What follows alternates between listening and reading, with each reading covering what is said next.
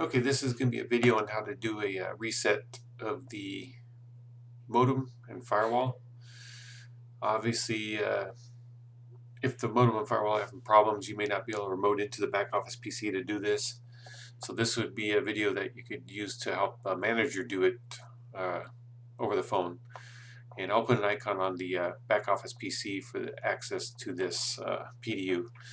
So basically we'd log into the PDU by clicking the icon. And I'll set the IP address as the store IP address plus the .50, so 192.168.170.50. That can be changed at any time if the .50 doesn't work out. The admin username will be the same as a DVR NVR.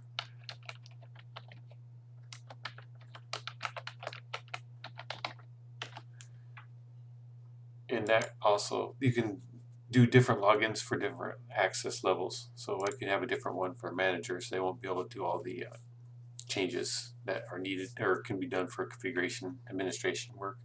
Anyway, up here in Device Manager, we'll go to Configuration. I have all the devices that are plugged into the individual outlets labeled, and also have a label on top of the PDU itself with the device that's in that outlet. So in this video, we're going to restart the ISP modem and the firewall.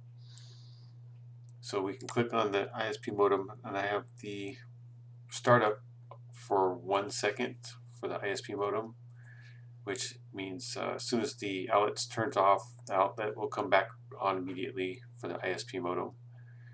And then for the firewall, for this sample I have a 12, but I'll set it for 5 minutes, 300 seconds for the store, so that way once the ISP modem turns off and comes back on, it will have 5 minutes to be fully booted up, and then at that point the firewall will be turned on and it can go through its boot cycle. So once those are done, you can just go to Control, then you'd have the manager click on these two boxes here, and then we want to go to Reboot Delayed, and then hit Next. And then there's this little message on what's going to happen. So as soon as you hit Apply, both devices are going to turn off immediately. And it will go back to this and it'll show you the state that those two outlets are now off. And then once they go through the boot cycle or come back on to the pre-designated times, those outlets will come back on. This page doesn't refresh for that, so you just click anything over here and then kind of go back, and you'll see that those outlets are now on. At this point, those things are rebooting. Just some administrative stuff. Administrative page here. Here's where you can set up other people, like a device user, a read-only user. So manager we can set up as a device user who wouldn't have administrator rights. Network. Here's where we can change the IP address if we wanted to.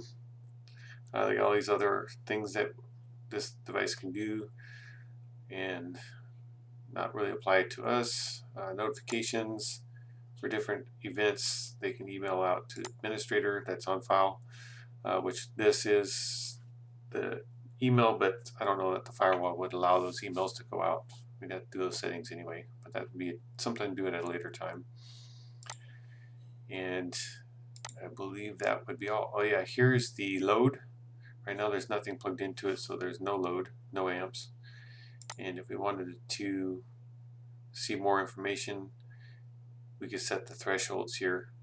It's a 15 amp unit, and with the devices that we have plugged into it, I don't think we'll ever get close to that. But if it ever got to these values here, then the unit would send an email out. But like I said, I don't think that will happen unless we configure the firewall to allow that. And that concludes this portion of the video on how to reset the firewall and modem.